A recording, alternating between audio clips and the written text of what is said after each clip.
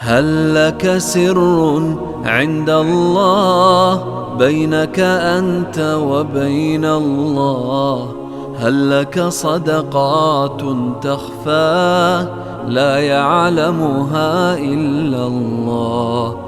وحاكوي مدي أثر نينك اللي يرادو علي بن الحسين رحمه الله تعالى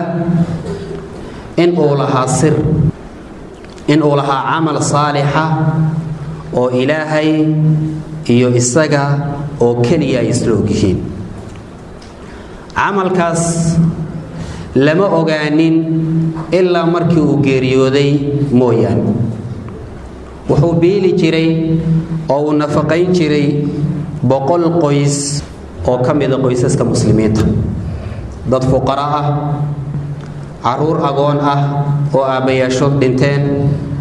dumar araamila ayuu beelin jiray waxyaabaha uu siinaya dadkaas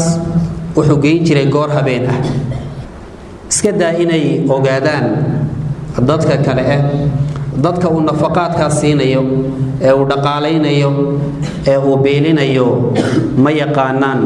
ruuxan u keenaya adeega ee u khidmeynaya markii uu geeriyooday Ali ibn al-Husayn